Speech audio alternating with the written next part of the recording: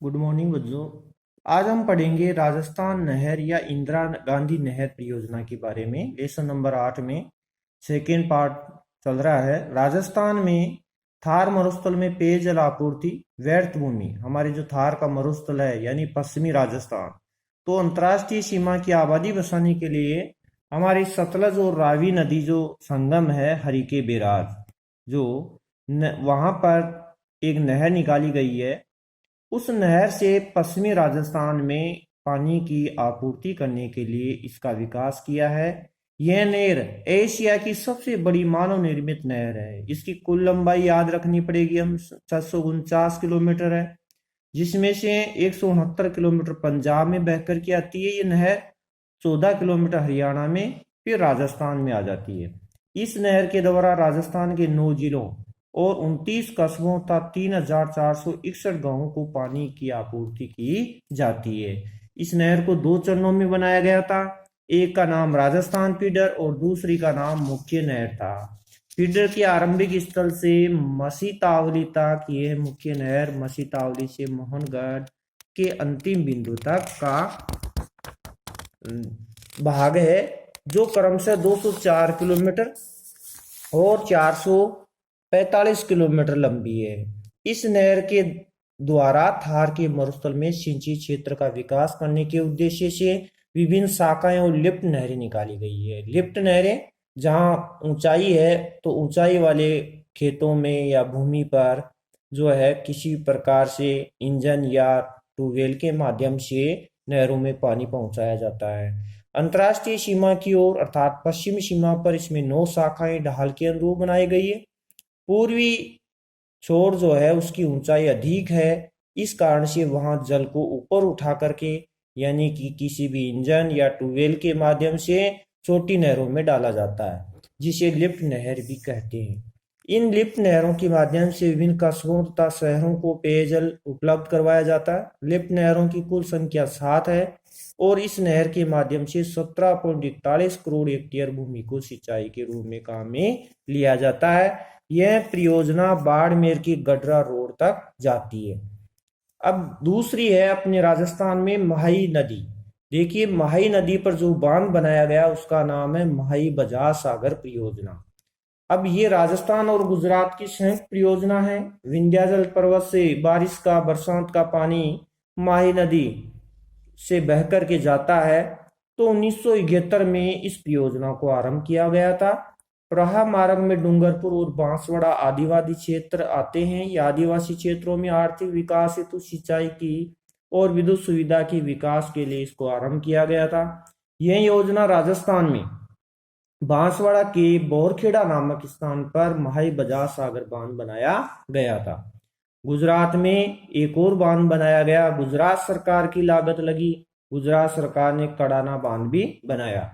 तो नहरी प्रणाली को विकसित करने के उद्देश्य से मुख्य बांध से 500 मीटर नीचे कागदी पिकअप बांध बनाया गया, जो विद्युत तंत्र के लिए विकास हेतु मुख्य बांध पर 2 विद्युत घरों का निर्माण भी किया गया। तो महाई बजाज सागर से भी बिजली तैयार की जाती है, बिजली उत्पादन किया जाता है।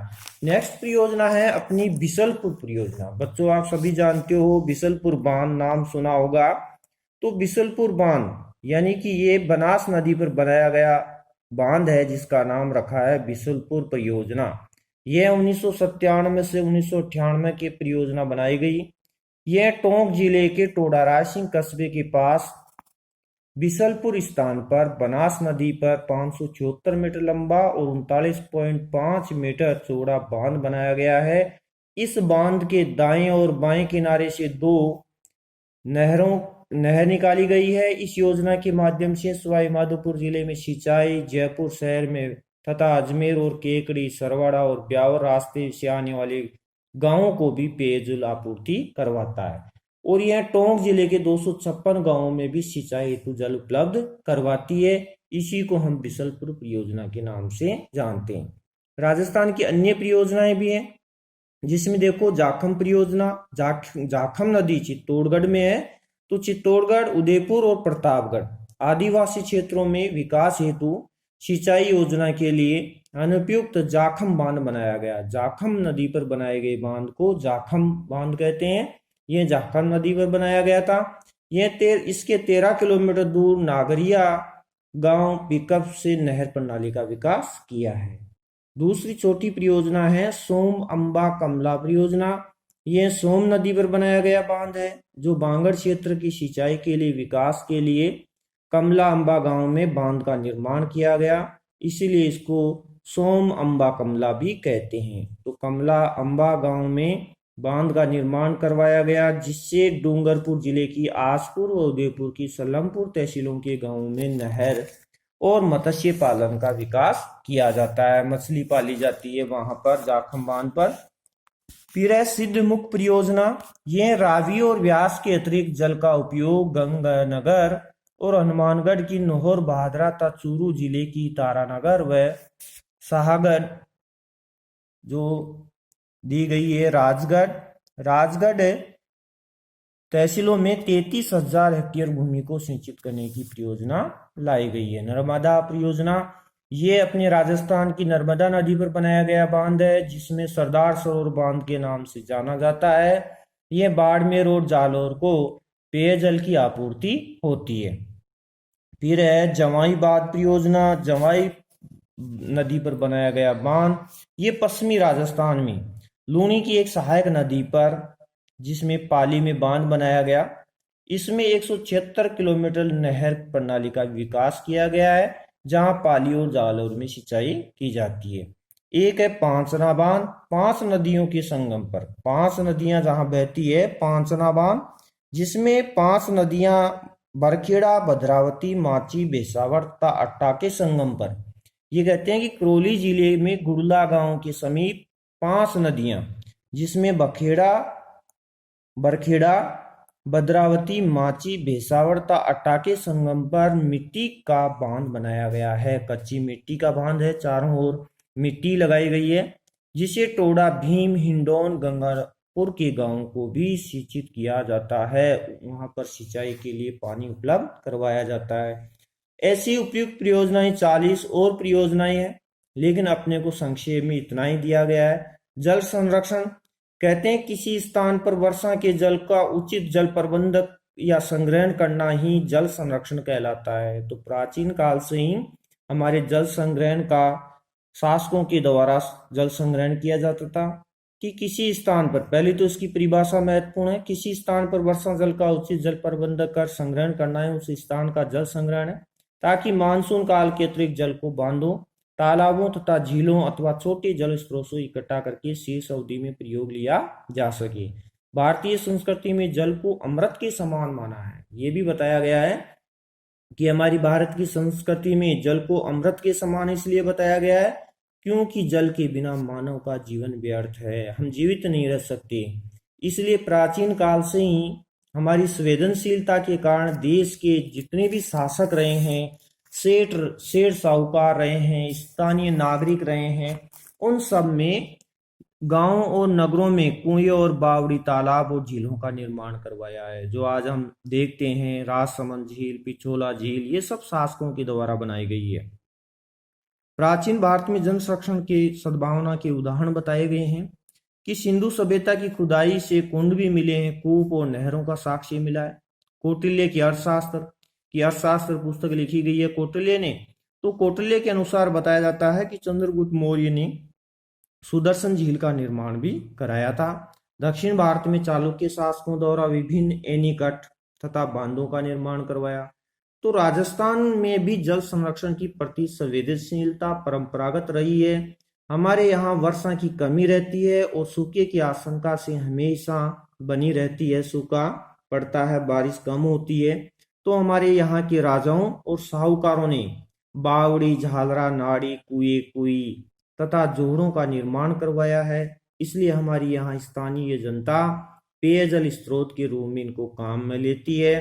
तो हमारे छोटे और बड़े बांध हैं, उन सब में पेयजल के साथ साथ हमारे यहाँ सिंचाई को भी उपयोग में लिया जाता है। अब देखिए कौन कौन से जल संरक्षण के दिए हैं। पहला जल संरक्षण का एक उदाहरण है बावड़ी। बावड़ी का विस्तारित वर्णन 2 अंकों में आता है, तो हमें 2 अंकों में इसका विस्तारित वर्णन करना पड़ता है कि बावड़ी किस तरह से बनी होती है। तो देखिए बच्चों, चतुष्कोणीय भी होती है, गोल वर्तुकाल आकार में निर्मित जल स्रोत जिसके प्रवेश मार्ग से मध्य मार्ग तक ईंटों तथा कलात्मक पत्थरों का प्रयोग किया गया है।